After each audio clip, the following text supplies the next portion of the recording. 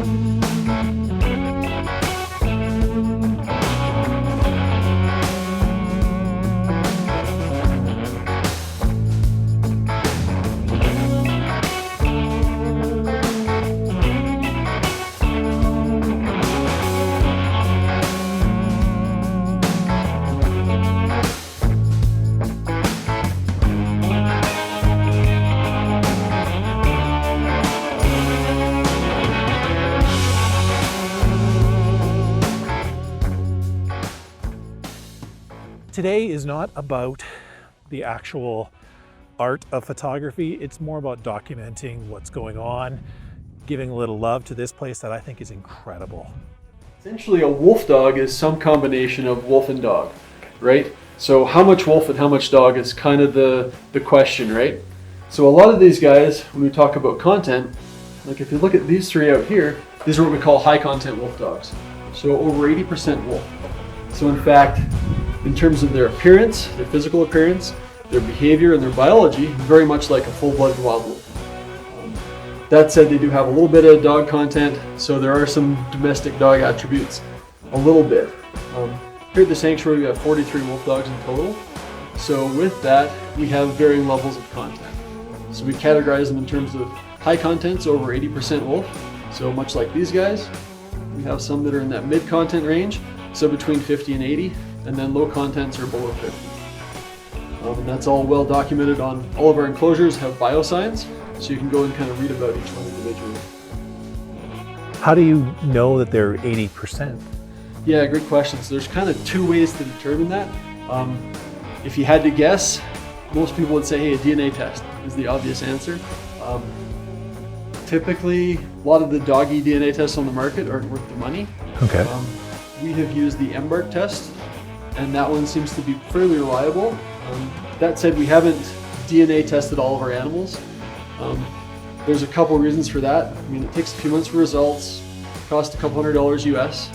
Per test? Per test. Oh, gosh. The real challenge, however, with wolf dogs is getting the DNA sample. It requires a 30-second oral swab to do that. You have to swab for 30 seconds? Yeah, to obtain enough saliva or whatever to be able to have an accurate sample. So, you know, that said, you're not just going to walk up to one of these guys and be able to take that sample, right? So a lot of times if we're doing that, we happen to have a swab available. I have to admit, I was a little disappointed when I went out to Yamnuska that I couldn't get into the interactive tour. They have 3 different levels of experiences that you can do. One is a sanctuary walk. The second is an intro tour that is a 35-minute on a platform learning about the wolf dogs, and then you get to tour the sanctuary tour as well. And then the ultimate one is the interactive tour, which is you go into the enclosure, you sit in lawn chairs, and the wolf dogs come up and you can actually feed the wolf dogs as well. The sanctuary tour is also included in the interactive tour and the intro tour as well. But unfortunately for me, they were sold out of the interactive tour that day. So I got an opportunity to do the intro tour, and I was the only one because it was first thing in the morning. So I just had John, the guide, to myself to sit and talk. But wouldn't you know it, John is such an amazing guide and knowledgeable guy that I got sidetracked and I didn't do a lot of photography. So this video is a little completely different from the normal stuff that I would do, you know, doing landscape photography. But You know, it is a weird time of year where it's spring, but things aren't green and there's the snow's going away. So it's kind of an ugly time of year to get out and do some landscape photography. So today's video is about Yamnuska. I highly recommend this place, you guys. It is phenomenal.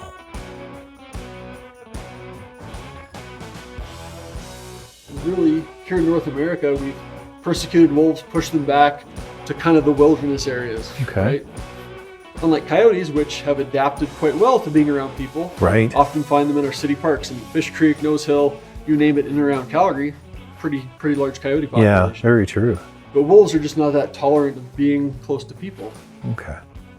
A lot of conflict in their human interaction in their history, right? So first of all, we've got Grizz right there. This is a sibling pack, so they're all the same age. And if I remember correctly, they will be turning 7 next month. Wow, that's amazing. And you've got your camera on Quinn. She's the female in this pack. Okay. Let's put this one down. And So Quinn is right there. Quinn is the more dominant one. There goes Grizz, a little distraction across the way. And then laying down, and Oh, back yeah. there is Aspen. Right up in there. So these guys are really a family unit. Even though they are siblings, they do have a few little squabbles here and there. They are related to each other, though. Yep. Same Yep, pack. They're all from the Okay. same litter.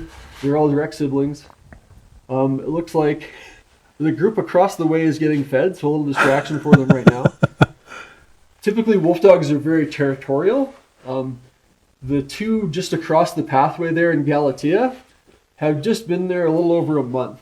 So there's a lot of running down the fence line, tails in the air, kind of being territorial towards each other. So with that going on right now, the two boys, They're off. they're off to go and run their fence line and have their tails up. And that's territorial? Very territorial. Okay. Yeah. And partly they just haven't really settled in yet with the new neighbors moving into Okay. the neighborhood here. Sometimes it does take a little while. And this is Quinn. She's going to hang out and say, hey, But they come right up close, don't they? good girl. Oh, wow. And these guys are amazing. Like I said, they've been here since a very young age. The staff have spent a tremendous amount of time with them. So they will sit if we ask them to, especially for a treat or something. And they're quite friendly, quite comfortable being around people. But where we got these guys from in Idaho, we knew a little bit about the parents. We knew that one of the parents had a high Arctic wolf content. Okay. So you can see that with his coloration, quite a bit of light coloring. Oh, yeah. A little bit lighter, and we do have several wolf dogs that are white or very close to white, and so that just indicates that Arctic content. Whereas typically wolf dogs, it is gray wolf. Okay. Which would be similar to Yeah, what we present with Aspen and Quinn there. Aspen and Quinn. Yeah. Okay. The eyes are just amazing. And so with that, I mean, as we look right at Grizz there, I mean, the eyes definitely draw you in. But there's some distinct differences between most domestic dogs and high content wolf dogs or wolves. Their eyes, the shape of them are almost kind of an almond shape, and they're a little bit offset on their heads.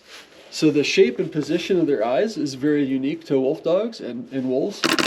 Whereas most domestic dogs, I mean, I don't know if you have a dog at home, but if you can picture a dog that a friend has maybe, usually they're quite rounded or soft around the edges. So that's one kind of difference. If you look at his ears, they're rounded at the tip, fully furred inside. Another wolf trait. Okay. The front legs, very long, and the paws are quite large. Very narrow in the chest, whereas you think a lot of domestic dogs, they have kind of a wider stance. Yeah. So very built for running down prey. Yeah, look at this territorial behavior. That is fascinating.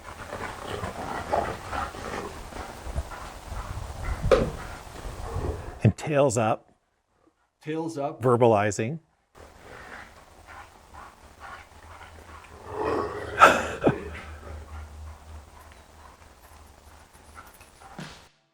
Just a heads up that the 30-minute intro tour goes by in a blink of an eye. So it's so nice that you'll be able to walk through the sanctuary before the tour and after the intro tour to really soak it all in and take advantage of this amazing place.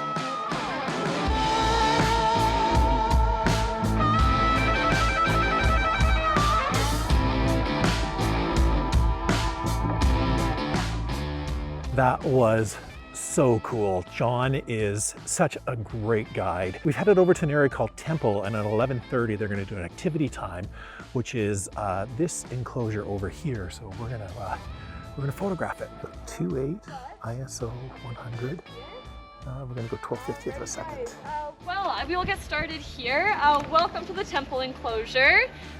With me right here is Miss Eska. We do have 2 other wolf dogs in this enclosure as well. We have Arlek and Juno. Juno and Arlek are Eska's brother and sister. Now Arlek he was around here for a little bit, but he can be very shy when it comes to strangers that he doesn't know. A very wolfy trait. Typically when it comes to people that the wolf dogs don't know, due to those wolfy instincts, they can get a little bit timid and shy. And so Arlek decided to just give himself some space, so that's all right. You probably won't see Juno either. Again, she is very shy when it comes to a big group of strangers like this.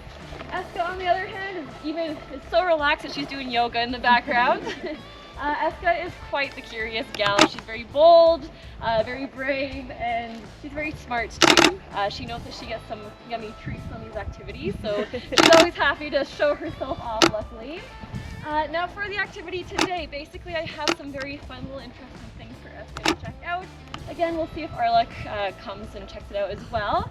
But basically I just have some pieces of meat in here. I'm going to hide them around the enclosure, so it's a little bit of a fun foraging activity for her. I also have a thing of, I think it's goat wool, I don't know, or sheep, I'm not sure which animal it's from. Something that is nice and smelly. And lastly, I have a nice scent here. Basically, it's just, you know, coffee, some different tea leaves and things like that. So we'll put that down and see what she thinks of it. And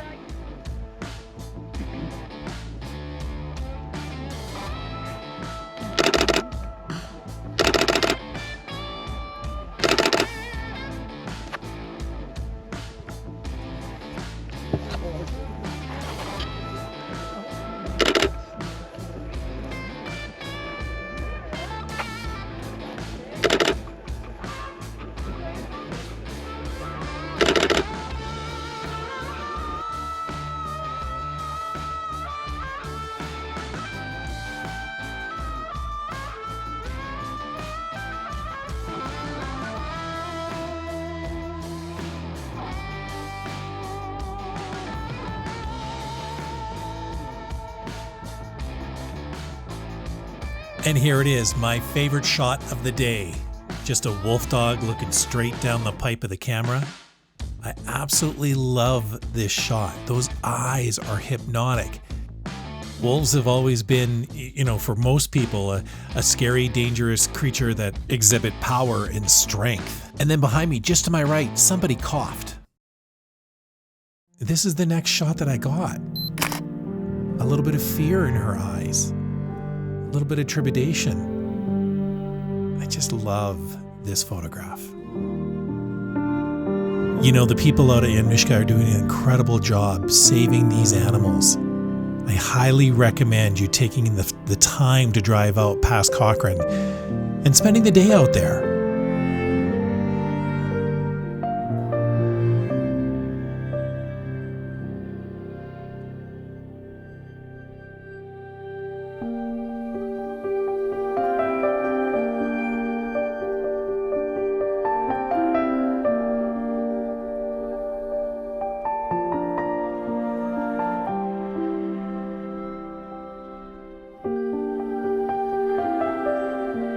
In the meantime and in between time, take care of each other. I'll catch you next time, guys.